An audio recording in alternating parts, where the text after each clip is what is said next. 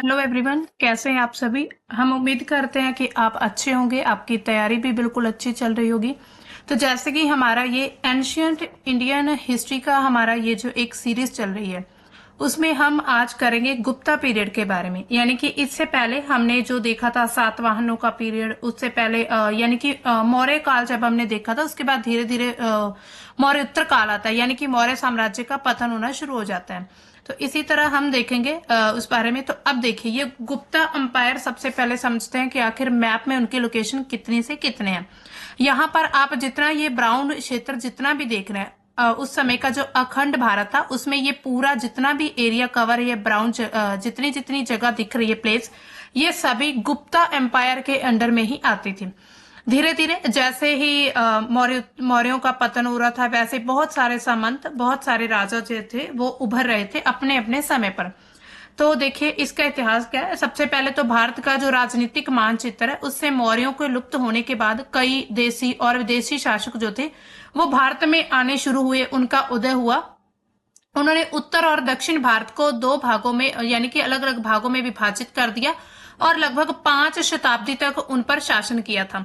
यानी कि जब हम देखते हैं उत्तर और दक्षिण भारत जो था, आप यहाँ पर इस मैप में देखिए, यहाँ पर जो मैप है यहाँ पर देखिए, आज इसको हम दक्षिण भारत बोलते हैं और ये है उत्तर भारत। ये दो भागों में बढ़ चुका था, क्योंकि आप इसमें भी देख सकते हैं कि जो गुप्ता एम्पायर है वो मोस्टली मतलब ज्यादातर वो उत्तर भारत में ही था।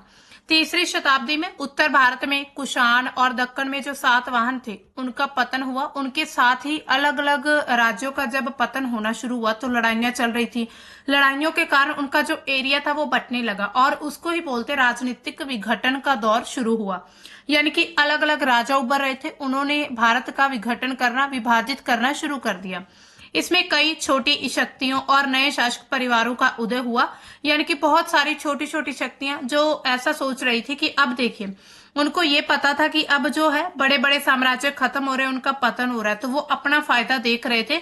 और इसी कारण से वहां पर जो हमारा भारत था उस समय पर वो अलग अलग भागों में बंट रहा था।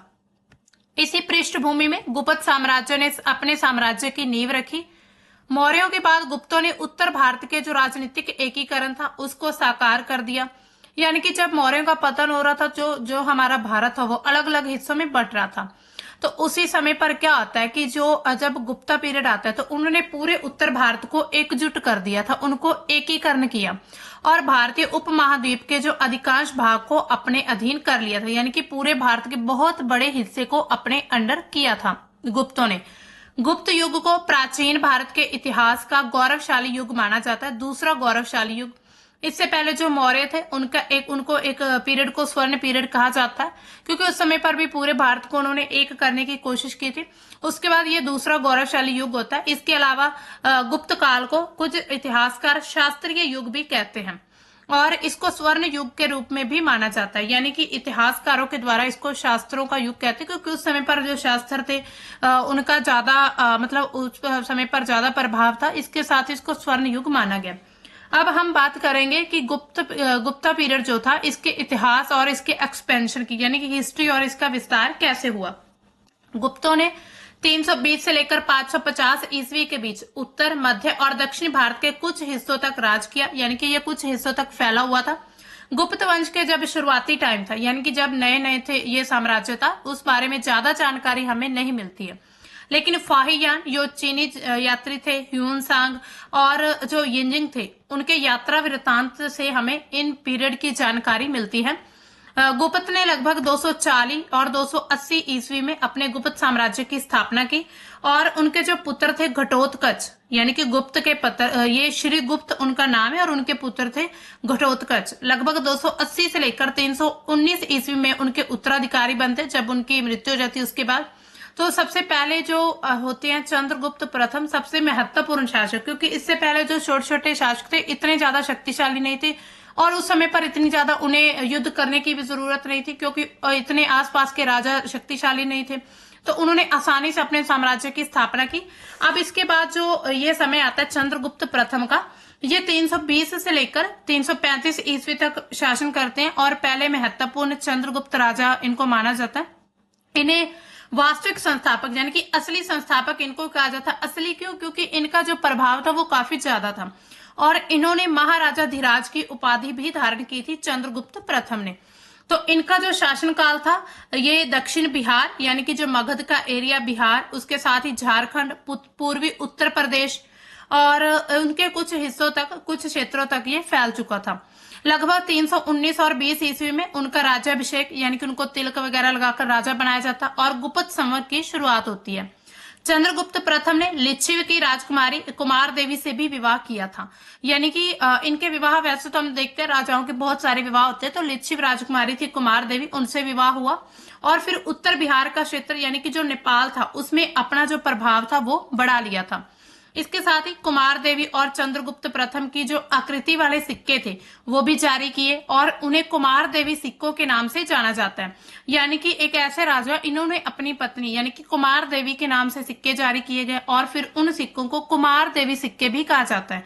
अब देखिए उस समय पर विवाह भी कैसे होते थे, एक साम्राज्य का दूसरी साम्राज्य की लड़कियों से विवाह किया जाता था ताकि उनके एरिया पर अपना प्रभाव जमाया जाए। क्योंकि आज के समय पर भी हम देखते हैं कि जो जमाई होते हैं ना, घर मतलब जो किसी भी घर के जमाई होते हैं उनको बहुत ज्यादा इज्जत मिलती है, उनको दान वगैरह, मतलब दान तो नहीं, तोहफे वगैरह दिए जाते हैं, उनको गिफ्ट दिए जाते हैं। तो उस समय पर क्या होता था कि कुछ क्षेत्रों को गिफ्ट कर दिया जाता था। इसी तरह जो लिच्छिव राजकुमारी थी यानी कि लिच्छिव जो साम्राज्य था, तो उनकी जो राजकुमारी कुमार देवी थी उनसे विवाह हुआ, तो उनके जो क्षेत्र था उत्तरी भारत नेपाल वाला, तो उन पर इन्होंने अपना अधिकार जमा लिया था। इसके बाद आते हैं समुद्रगुप्त। चंद्रगुप्त प्रथम के जो पुत्र थे समुद्रगुप्त, ये अगले शासक बनते हैं उनकी मृत्यु के बाद। और इनकी विजय का यानी कि प्रयाग प्रशस्ति में, अब देखिए इन प्रशस्ति हमने देखा था पिछले सेशंस में कि प्रशस्ति क्या होता है कि किसी भी राजा की तारीफ करने के लिए जो भी एक बुक या फिर जो भी उनके बारे में इंफॉर्मेशन लिखी जाती उनको प्रशस्ति कहा जाता है। तो इसका जो प्रयाग प्रशस्ति जो है उसमें लिखा गया है कि जो समुद्रगुप्त थे उन्होंने बहुत सारी विजय प्राप्त की थी। इन विजयों की जो प्रयाग प्रशस्ति है उनके जो समुद्रगुप्त के दरबारी कवि थे और जो विद्वान मंत्री हरिसेन थे उनके द्वारा शास्त्रीय संस्कृत में लिखी गई है। यानी कि एक तरह से जो शास्त्रीय क्लासिकल जो संस्कृत थी उसमें लिखा गया है इनकी प्रशस्ति के बारे में। और समुद्रगुप्त ने दक्षिणापथ यानी कि दक्षिण भारत के जो 12 राज्य थे उनको पकड़कर मुक्त कराया और उनको फिर दोबारा से स्थापित किया था। इन उपलब्धियों के बाद समुद्रगुप्त ने अश्वमेध यज्ञ किया था। हमने देखा था लास्ट सेशन में कि अश्वमेध यज्ञ क्या था कि एक ऐसा घोड़ा राजा के द्वारा छोड़ दिया जाता था कि जहां तक वो घोड़ा जाता तो उतना साम्राज्य था उस राजा के अंडर आ जाता, लेकिन अगर वो घोड़ा किसी और राजा के द्वारा रोक लिया जाता फिर उसको घोड़ा छोड़ने वाले राजा से युद्ध करना पड़ता और अगर वो जीत जाता तो फिर उसको अपना साम्राज्य देना पड़ता। लेकिन कुछ ऐसे भी राजा थे जिन्होंने अपनी मर्जी से समुद्रगुप्त के जो शासन था या फिर उसके राज्य को स्वीकार कर लिया था, उसके अधीन आ चुके थे। समुद्रगुप्त की जो सफल विजय थी यानी कि उन्होंने जो अपनी विक्ट्रीज थी उनकी सक्सेसफुल, उसमें भारत का नेपोलियन की उपाधि भी दी गई है। यानी कि इनको भारत का नेपोलियन भी कहा जाता है। इलाहाबाद के जो शिलालेख होते हैं उसमें धर्म प्रचार बंधु कहा गया कि ये अपने धर्म का प्रचार करने वाले बंधु थे। इसके बाद आते चंद्रगुप्त द्वितीय। समुद्रगुप्त के बाद उनके पुत्र आते हैं। फिर चंद्रगुप्त द्वितीय जो थे उन्होंने पश्चिम क्षेत्र जिसमें गुजरात, काठियावाड़, पश्चिम मालवा, उन्होंने शकों को, हमने देखा था कि मौर्यों के बाद जो शक वगैरह आते, कुषाण आते, उनको हराया और विक्रमादित्य की उपाधि धारण कर ली थी और उज्जैन से इन्होंने शासन करना शुरू कर दिया था। इसके बाद उदयगुरी जो गुफा है शिलालेख, हमें बहुत सारी गुफाओं में, जब हम आर्ट एंड कल्चर पढ़ेंगे उसमें हम देखेंगे कि बहुत सारी गुफाओं में हमें शिलालेख मिलते हैं।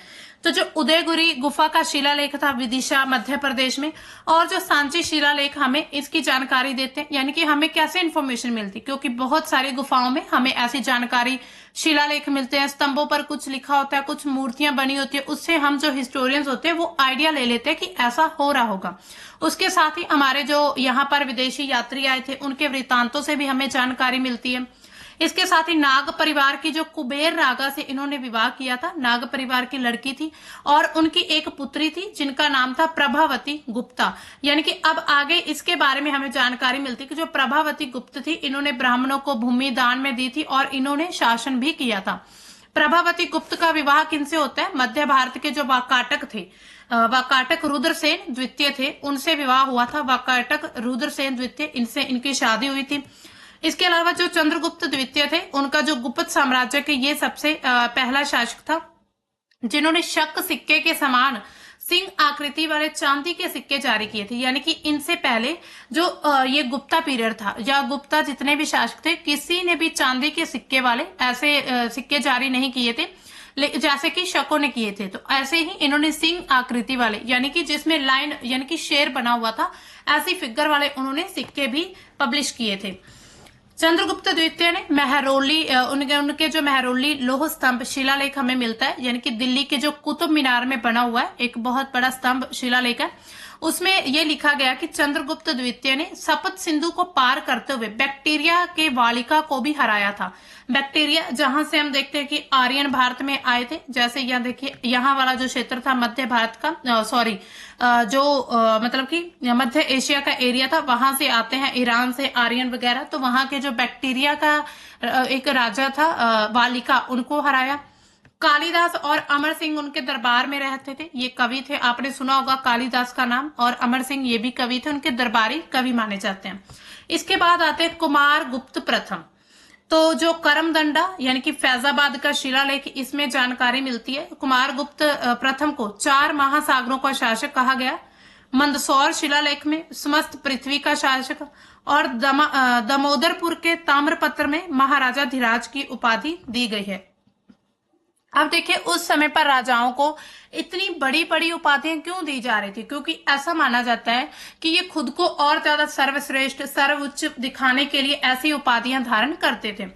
ये कुमार गुप्त जो प्रथम थे, इनकी उपाधियां आपको याद रखनी है कि इन्हें महासागर 4 महासागरों का शासक, मंदसौर के शिलालेख में इन्हें समस्त पृथ्वी का यानी कि पूरी पृथ्वी का शासक कहा गया कि पूरी पृथ्वी पर ये राज करते हैं। दमोदरपुर के ताम्रपत्र में महाराजा धीराज की जानकारी मिलती है। इसके साथ ही बिलसड़ शिलालेख में कुमार गुप्त का जो उल्लेख मिलता है। कुमार गुप्त प्रथम ने अश्वमेध यज्ञ किया था और अश्वमेध महेंद्र तथा महेंद्रादित्य जैसी उपाधियां धारण की थी। यानी कि जो कुमार गुप्त प्रथम थे, इन्होंने बहुत सारी जो उपाधियां थी वो भी धारण की थी। स्वयं ये शिव भक्त थे कुमार गुप्त, यानी कि शिव को मानते थे, और मोर की आकृति वाले जो कार्तिकेय प्रकार के सिक्के थे वो जारी किए। ऐसा कहा जाता है ना कि हिंदू धर्म में जो कार्तिकेय वो शिव के बेटे हैं, है ना। तो जो कार्तिकेय थे मोर की आकृति वाले, वैसे सिक्के भी इन्होंने जारी किए। उनके शासनकाल के दौरान जो नालंदा विश्वविद्यालय इनकी स्थापना होती है, ये कुमार गुप्त प्रथम के दौरान ही ये स्थापना की जाती है। इसके बाद आते स्कंद गुप्त। कुमार गुप्त प्रथम के ये पुत्र हैं स्कंद गुप्त। याद रखना इसको, ये सिकंदर गुप्त या फिर समुद्र गुप्त नहीं, ये स्कंद गुप्त हैं। इन्होंने अपने पूरे जीवन काल में उत्तर पश्चिम सीमा पर बहादुरी से युद्ध किया और हूनों को हराया था। हून जो चीन से जो भारत में आते हैं उत्तर पश्चिम एरिया से, जो पंजाब राजस्थान या फिर जम्मू एंड कश्मीर का जो क्षेत्र है वहां से ये भारत में एंटर होते हैं पाकिस्तान वाले एरिया से। तो इनको हराया था स्कंद गुप्त ने। पुष्यमित्र पर उसकी विजय का उल्लेख मिलता है, और भीतरी स्तंभ जो शिलालेख है उसमें भी मिलता है। सुदर्शन झील की मरम्मत भी करवाई थी। ऐसा कहा जाता है कि स्कंद गुप्त ने जो जूनागढ़ शिलालेख है उसमें जानकारी मिलती है कि जो सुदर्शन झील थी उनके रिपेयरिंग वगैरह करवाई थी इनके द्वारा। फिर 467 में स्कंद गुप्त की मृत्यु होती है, और उनके जो उत्तराधिकारी आते हैं वो इतने शक्तिशाली नहीं होते, वो कमजोर होते हैं, जिससे इनका साम्राज्य जो वो खत्म होना शुरू हो जाता है। धीरे धीरे फिर गुप्त साम्राज्य का पतन होता है। सबसे पहले इनके जो सामंती थे उन्होंने अपनी शक्ति बढ़ानी शुरू कर दी थी, यानी कि सामंत जिनको ये भूमि दान में देते थे और फिर उनसे भूमि दान में मतलब देकर उनसे सैन्य सहायता वगैरह लेते थे और उनसे राजस्व वगैरह इकट्ठा किया जाता था। तो धीरे धीरे जो सामंत थे वो खुद को स्वतंत्र मान रहे थे और अपने राजवंशों की उन्होंने स्थापना करनी शुरू कर दी थी। अब इसमें जो विकेंद्रित नौकरशाही थी और एक बड़ी स्थायी पेशेवर सेना का अभाव था, यानी कि इतनी बड़ी स्थायी सेना परमानेंट आर्मी इनके पास बिल्कुल भी नहीं थी। इसके साथ ही विदेशी व्यापार में गिरावट आनी शुरू हो गई। अब देखिए इतने कमजोर शासक थे तो विदेशों के साथ अपने जो भी व्यापार थे उसको वैसे कंटिन्यू नहीं रख पाए। हूनों के आक्रमण, कमजोर उत्तराधिकारियों ने उनके पतन में भी योगदान दिया था। जो हून थे उन्होंने मतलब हून जो थे लगातार भारत पर अटैक कर रहे थे। तो उस समय पर जो भी मतलब कि शासक ये गुप्ता साम्राज्य के थे वो इतने ज्यादा शक्तिशाली नहीं थे। तो इसी कारण क्या होता है कि धीरे धीरे इनका जो ये गुप्ता साम्राज्य इनका पतन होना शुरू हो जाता है। इसके बाद जो विष्णुगुप्त थे वो अंतिम इनके शासक थे, यानी कि गुप्ता शासक थे। अब देखिए इनका जो प्रशासन था गुप्ता पीरियड का, ये काफी इंपॉर्टेंट है क्योंकि इनको एक स्वर्ण युग की तरह माना जाता है। इन्होंने बहुत सारे बदलाव किए थे, बहुत सारी इन्होंने अच्छी चीजें भी ऐड की थी, तो उनको हमें देखना होगा। ठीक है, तो इसमें जो हम पढ़ेंगे गुप्त प्रशासनिक स्थिति क्या थी कि राजा जो होते थे उस समय पर, जैसे चंद्रगुप्त राजा थे, समुद्रगुप्त थे, है ना, विक्रमादित्य, सॉरी विक्रमादित्य नहीं, इसमें जो हाँ कुमार गुप्त प्रथम थे, इनको मंत्री परिषद के द्वारा सहायता मिलती थी, यानी कि इनकी एक मंत्री मंडल बनाया जाता था। जैसे आज भी हम देखते हैं हमारा भारत में जो मंत्री परिषद है, जो मंत्री है उनकी सलाह से ही हमारे पीएम जो प्राइम मिनिस्टर है वो काम करते हैं, वो अपना मतलब कि जो भी फैसले वगैरह लिए जाते हैं। इसी तरह राजा को भी एक मंत्री परिषद के द्वारा सहायता दी जाती थी। जो भुक्ति थे, यानी कि भुक्ति प्रांतों को कहा गया, और विषय जो थे प्रांत का जो प्रभाग है, यानी कि प्रांतों को आगे फिर भागों में बांटा हुआ था, प्रोविंस आगे फिर डिवाइड किए हुए थे, प्रांत प्रभाग यानी कि विषय, ये इनकी प्रशासन की इकाइयां थी, यानी कि यहाँ से एडमिनिस्ट्रेशन संभाला जाता था। इनका नेतृत्व कौन करता था? उपरीक होते थे भुक्ति में, यानी कि प्रांत में उपरीक थे, और विषयपति करते थे। विषय का जो मतलब हेड था विषयपति, भुक्ति का जो हेड था उपरीक, इनके द्वारा ये संभाला जाता था। विषय को आगे फिर विथि में बांटा गया था, और गांव इनकी जो थी सबसे छोटी इकाई थी। नौकरशाही मौर्यों की तरह विस्तृत नहीं थी, यानी कि जो नौकरशाही की गई थी, यानी कि मौर्य में क्या था, सिर्फ राजा ही पूरे शासन को संभालता था। इसी तरह यहाँ पर विस्तृत ऐसा कुछ नहीं था। इसमें एक ये उपाधियां हैं, यानी कि ये पद हैं, पोस्ट हम कह सकते हैं इनको। तो महानंद नायक जो है न्याय का वितरण, यानी कि जो जस्टिस करता था, तो न्याय का मतलब डिस्पेंसेशन किया जाता था, तो उसको महानंद नायक कहा जाता था। इसके साथ महाप्रतिहार, यानी कि रक्षकों का प्रमुख, रक्षक यानी कि जो गार्ड्स वगैरह होते थे उनका हेड होता था महाप्रतिहार। इसके बाद आता है एक दुत्तक, जो उपहार और अनुदान से संबंधित थे। इसके बाद संधि विग्रहिका, यानी कि जो पीस एंड वॉर, शांति और युद्ध के मंत्री को उनकी जो पद था वो था संधि विग्रहिका। संधि करना मतलब कि जैसे एग्रीमेंट वगैरह साइन करना। आज भी हमारे क्या होते हैं कि जो भी विदेश मिनिस्टर्स हैं वो विदेशों में जाते हैं, फॉरेन मिनिस्टर, वहां पर संधि एग्रीमेंट वगैरह साइन करते हैं। बिल्कुल इसी तरह पीस और शांति और युद्ध मंत्री जो होते हैं, युद्ध वगैरह को मतलब सीज फायर करने के लिए या फिर युद्ध की में शांति बनाने के लिए संधि विग्रहिका का मतलब इनका मेन रोल होता था। इसके बाद आते हैं रण भंडाग्रिका, ये होते थे भंडार का प्रभारी, यानी कि जो स्टोर वगैरह होते थे। भंडार क्या होता है, जैसे कोई भी इकट्ठा करने के लिए अनाज वगैरह, तो वैसे ही ये स्टोर वगैरह होते थे जो इनके मेन हेड था। इसके बाद आता है अक्षपताल धृकता, यानी कि अभिलेख और लेखा अधीक्षक, यानी कि जो अभिलेख और लेखा वगैरह पूरा अकाउंट्स वगैरह संभालता था। इसको अकाउंटेंट भी हम जैसे आज के समय पर मानते, तो वैसा ही इनका एक पोस्ट होती थी। इसके बाद अब हम बात करते हैं कि गुप्ता पीरियड की जो इकोनॉमी थी वो किस तरह से थी। अब देखिए धीरे धीरे जब हम आगे देखेंगे तो इकोनॉमी कहीं पर डेवलप्ड भी होती है और कहीं पर इकोनॉमी हमारी डाउन भी हो जाती है। लेकिन जो गुप्ता पीरियड थे उनमें कृषि, व्यापार, वाणिज्य, कला, शिल्प सभी का विकास हुआ था। अब देखिए कृषि, उस समय पर धीरे धीरे लोग कृषि कर रहे थे, व्यापार बढ़ रहा था, हमारा विदेशों के साथ व्यापार अच्छा चल रहा था, यानी कि इनका गुप्ता पीरियड का। वाणिज्य यानी कि जो भी मतलब कि एक तरह से ये भी व्यापार ही होता है। इसके साथ ही कला और शिल्प जो थे, आर्किटेक्चर था, वो काफी ज्यादा डेवलप्ड हो रहा था। राजा के प्रशासन ने सिंचाई की सुविधा प्रदान की थी, यानी कि जो राजा थे उन्होंने सिंचाई के लिए, फसलों को सिंचाई के लिए काफी ज्यादा मतलब नई नई इन्होंने टेक्निक का यूज किया था। भूमि की जो माप थी उसको सुनिश्चित करके कृषि योग्य क्षेत्र और गैर कृषि योग्य भूमि में वर्गीकृत कर दिया। मतलब कि भूमि का पूरा माप किया गया, उसकी जांच की गई जमीन की कि कहां पर कृषि हो सकती है और कहां पर कृषि नहीं हो सकती।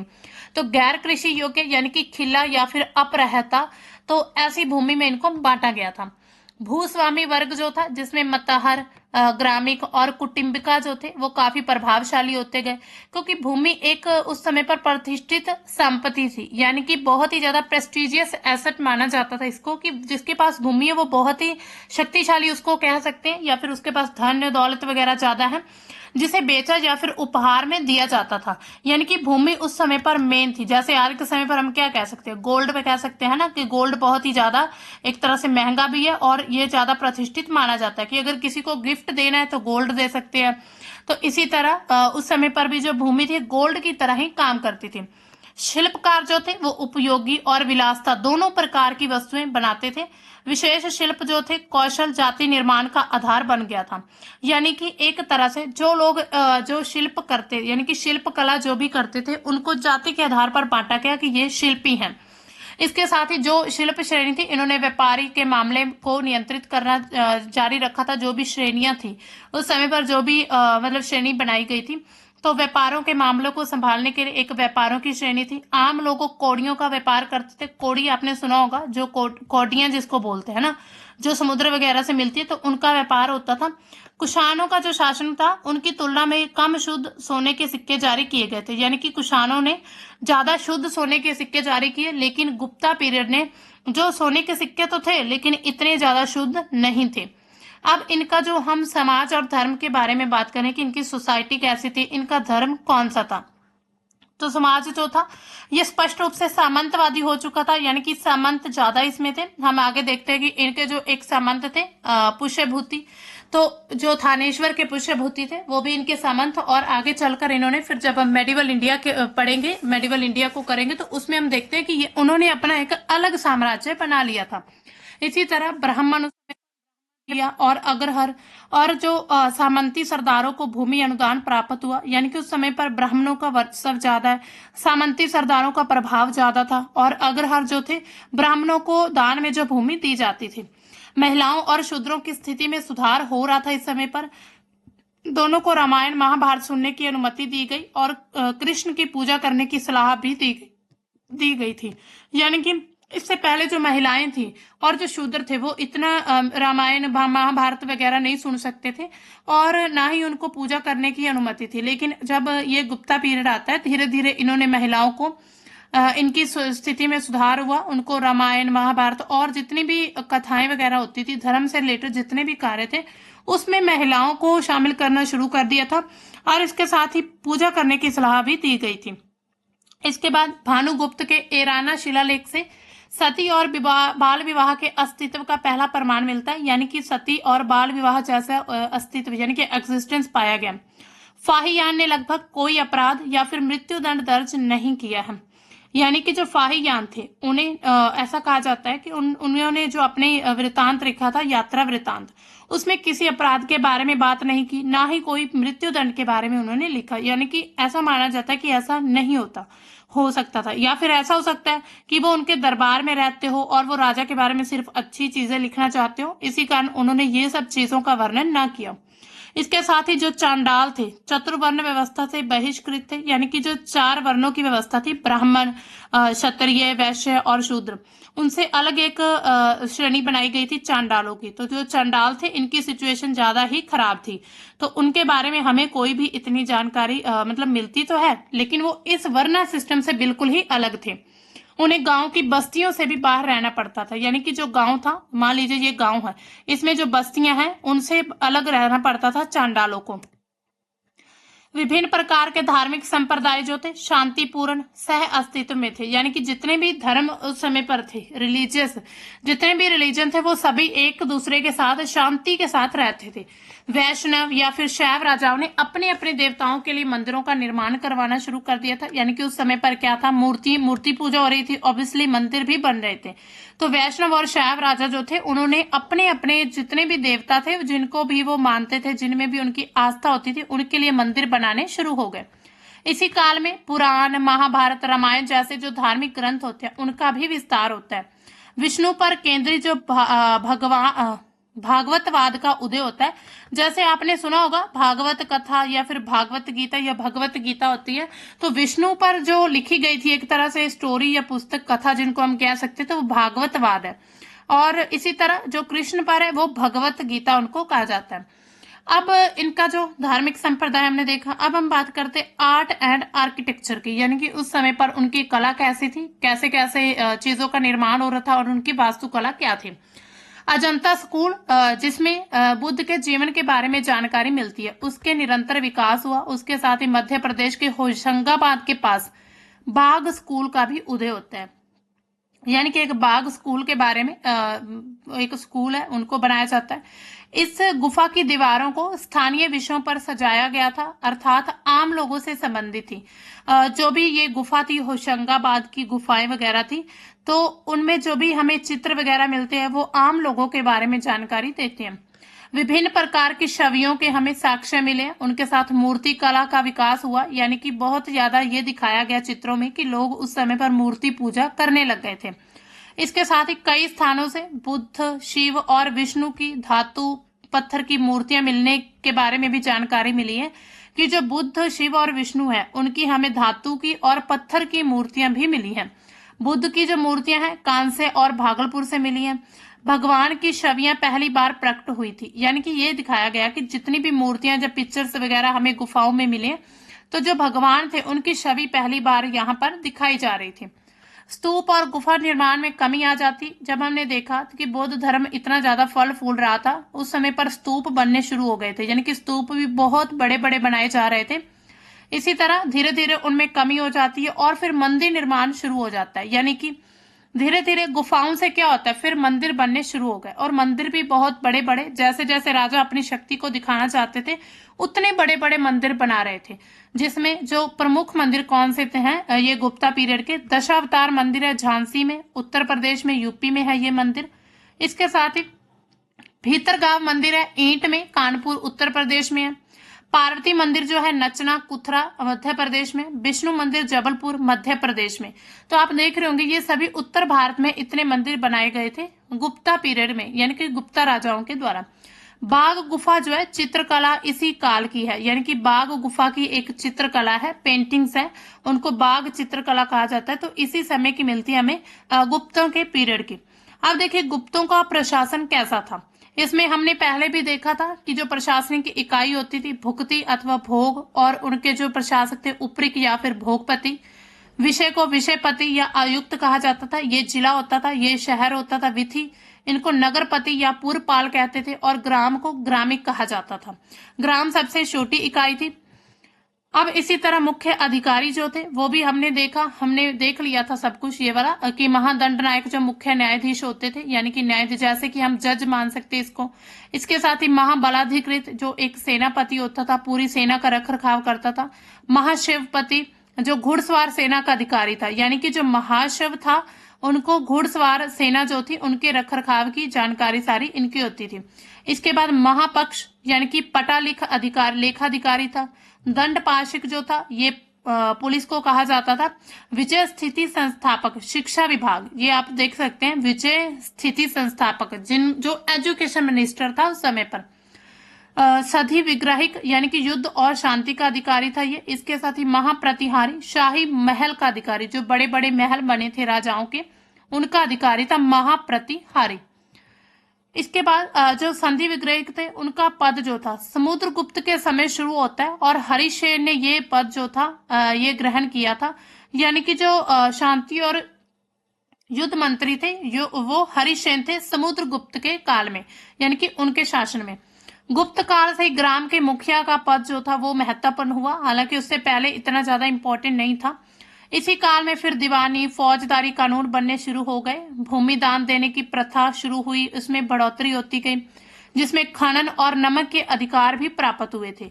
यानी कि आप इसमें खनन भी कर सकते हैं, यानी कि आप इसमें खुदाई कर सकते हैं, और उसके साथ ही आप सॉल्ट वगैरह भी आपके हैं, यानी कि आप नमक भी बना सकते हैं। इसके साथ ही समाज कैसा था, वर्ण शब्द के स्थान पर इस समय जाति शब्द आ जाता है, यानी कि वर्ण व्यवस्था तो चल रही थी लेकिन अब उनको जातियों में बांटा गया था। जो शूद्रों की स्थिति थी वो थोड़ी सुधार हुआ उसमें, अब वे पुराण महाकाव्य सुन सकते थे और एक नए देवता कृष्ण की पूजा भी करने लगे थे। गुप्तकालीन जो कात्यायनी स्मृति में हमें सबसे पहले अस्पर्श शब्द मिलता है। जो कात्यायनी स्मृति है उसमें देखा गया कि जो है अस्पर्श शब्द, इसका उल्लेख मिला, यानी कि अनटचेबिलिटी, तो इसका भी यूज हो रहा था। महिलाओं की स्थिति में गिरावट आ जाती है। बहुविवाह का प्रचलन बढ़ जाता है, यानी कि एक से ज्यादा विवाह करने का अधिकार। सती होने का पहला अभिलेख जो हमें मिलता है भानुगुप्त के एरन, यानी कि मध्य प्रदेश में हमें जानकारी मिलती है सती प्रथा का। धर्म जो गुप्त राजा थे उनके द्वारा वैष्णव धर्म अपनाने का कारण ये धर्म काफी ज्यादा लोकप्रिय हो जाता है। यानी कि गुप्त काल में जो वैष्णव धर्म था वो अपने चरमोत्कर्ष पर पहुंच जाता है। लेकिन इससे पहले हमने देखा बौद्ध जैन धर्म बहुत ज्यादा फल फूल रहा था। दूसरा, देवताओं के साथ देवियों की पूजा की जाने लगी थी। यानी कि अब देवताओं के साथ साथ देवियां भी, उनको भी यानी कि उनको भी एक तरह से अधिकार मिल रहे थे। जैसे कि विष्णु के साथ लक्ष्मी, पार्वती के साथ शिव की पूजा की जाने लगी। आज भी ऐसा ही होता है। बौद्ध धर्म में तंत्र मंत्र बढ़ चुका था और एक नया संप्रदाय जो था वज्रयान, उसका जन्म होता है। हमने देखा कि बौद्ध धर्म जो अलग अलग संप्रदाय में बंटना शुरू हो जाता है, इसी तरह वज्रयान का उदय होता है। इसके साथ ही गुप्त काल से मूर्ति पूजा हिंदू धर्म की एक महत्वपूर्ण विशेषता बनती गई। यानी कि गुप्त पीरियड में मूर्ति पूजा बहुत ज्यादा हो रही थी। भूमि का लेखा जोखा रखने के लिए एक नए वर्ग जो थे कायस्थ, यानी कि जो भूमि का लेखा जोखा रखते थे, अब कायस्थों का जन्म होता है। याज्ञवल्क्य स्मृति में इनका सबसे पहला उल्लेख मिला। कायस्थों की हमें जानकारी जो है याज्ञवल्क्य स्मृति में मिलती है। अब देखिए ये सब नाम आपको याद करने पड़ेंगे क्योंकि ये ज्यादा फैक्ट है। अब देखिए अर्थव्यवस्था कैसी थी और भूमि के प्रकार उनके यानी कि नाम क्या दिए गए। क्षेत्र भूमि को कृषि योग्य भूमि कहते थे। खिला भूमि को बंजर भूमि कहते थे।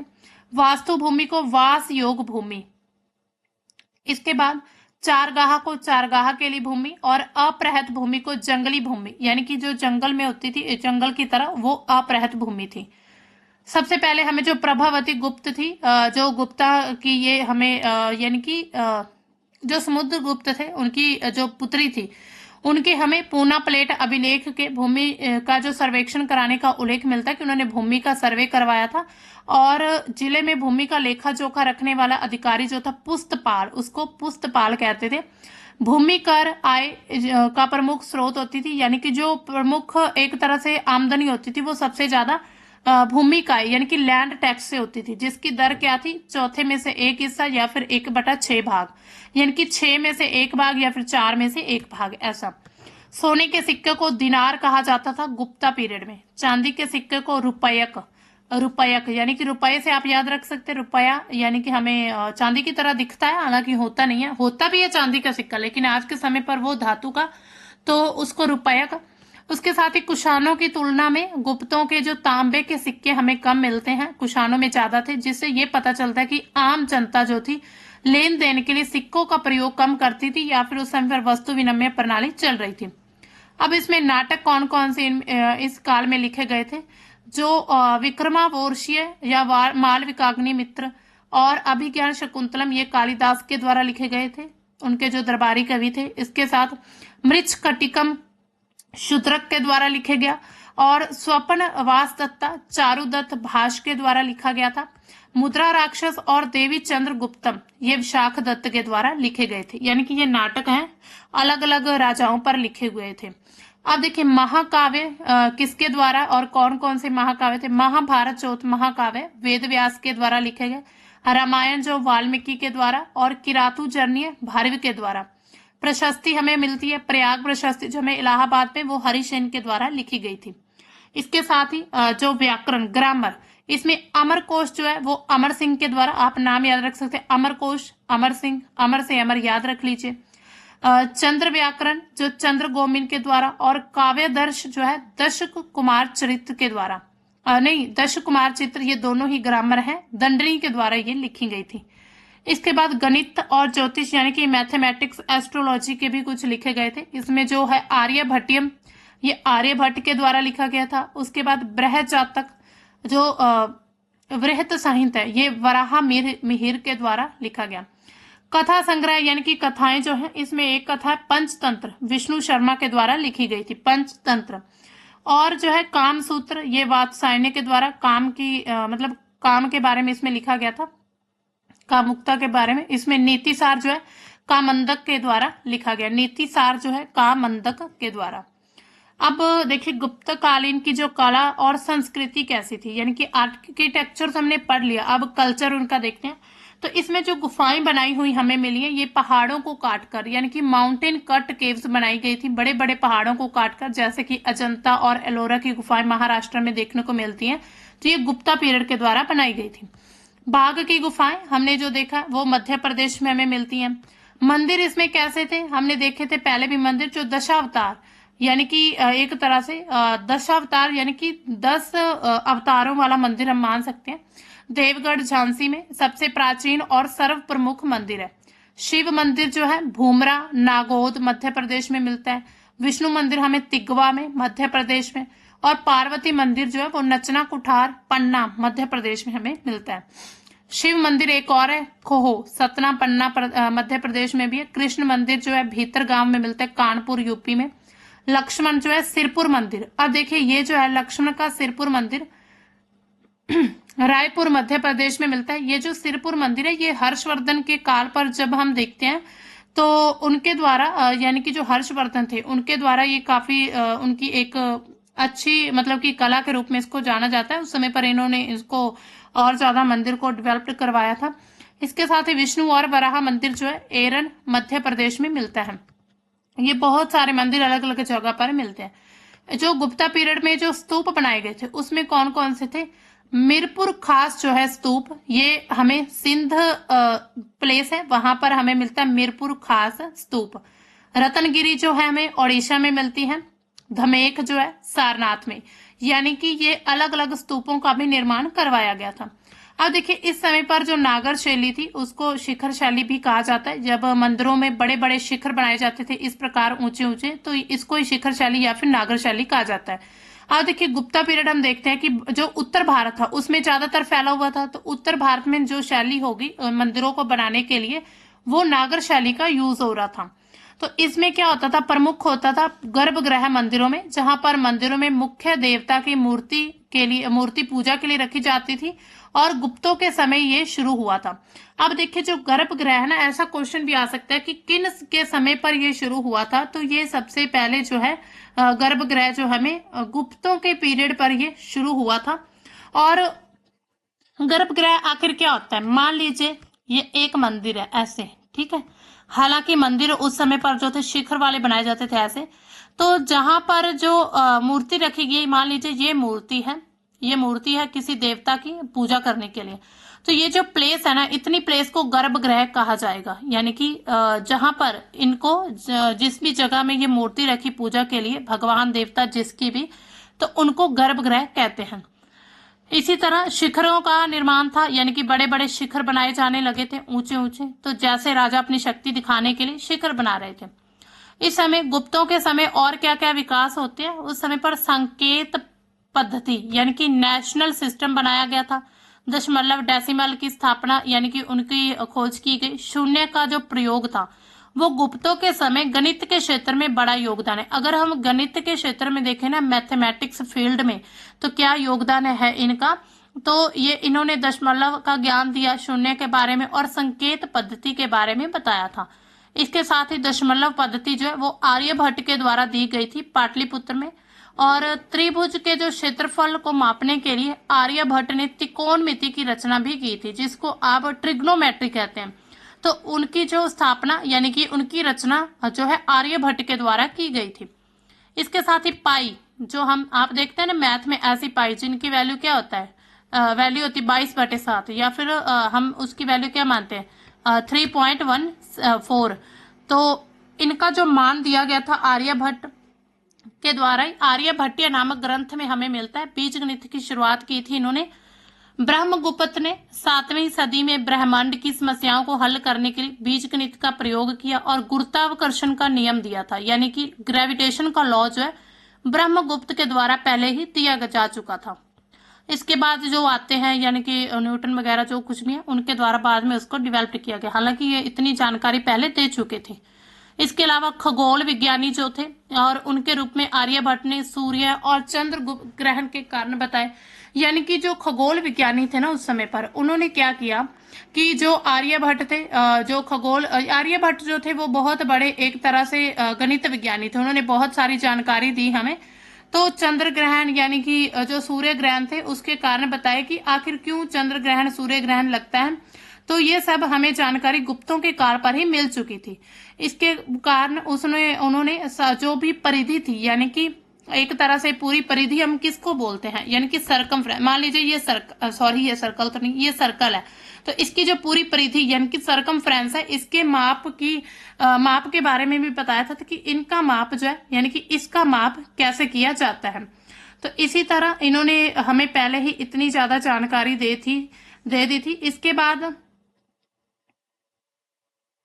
इसके बाद इन्होंने आर्यभट्ट ऐसे पहले व्यक्ति थे जिन्होंने हमें क्या बताया था कि सूर्य जो है वो एक जगह स्थिर है और पृथ्वी उसके चक्कर लगाती है। यानी कि अब देखिए, पहले हमें मतलब कई बार आप छोटे होंगे या ऐसे सोचते होंगे कि जो सूर्य है यानी कि जो सूर्य है वो घूम रहा है, यानी कि वो हमें लगता है ना ऐसे कि सूर्य जो पूरब से निकला और पश्चिम में छुप गया है ना, लेकिन ऐसा नहीं है। सूर्य जो वो एक जगह स्थिर है और जो चक्कर लगा रही है वो पृथ्वी हमारी सूर्य का चक्कर लगा रही है। तो इसी कारण हमें जो जानकारी मिलती है इनसे पीरियड से हमें जानकारी मिल जाती है कि जो है इन्होंने पहले बता दिया था कि सूर्य एक जगह पर ही है और उसके बाद जो है जो सूर्य पृथ्वी घूम रही है, इसी वजह से दिन और रात जो है मतलब होते हैं। इसी वजह से हमें लगता है कि पूर्व से निकला है सूर्य और जो है पश्चिम में छिप गया। तो इसकी जानकारी भी हमें पहले मिल चुकी थी। तो दोस्तों ये था हमारा आज का पूरा गुप्ता एम्पायर के बारे में। हमने देखा कि कैसे उनका मतलब कि विकास हुआ, कैसे उन्होंने अपनी पूरी एक तरह से अपना साम्राज्य में क्या क्या उन्होंने चीजें दी, हमें कौन कौन सी इंफॉर्मेशन मिलती है उनसे। तो दोस्तों मिलते हैं हम अपने इसके बाद नेक्स्ट टॉपिक में, यानी कि पोस्ट गुप्ता के बारे में हम देखेंगे कि उस समय पर जो है यानी कि जो पोस्ट गुप्ता पीरियड होता है, यानी गुप्तों का जो पतन हुआ धीरे धीरे, उनके बाद कौन से साम्राज्य उभर रहे थे, किनका बाद में उदय हुआ, तो उनके बारे में हम अपने नेक्स्ट वीडियो में देखेंगे। तो आज के लिए फिलहाल इतना ही। तो मिलते हैं हम अपने नेक्स्ट टॉपिक में। तब तक के लिए bye and thanks for watching.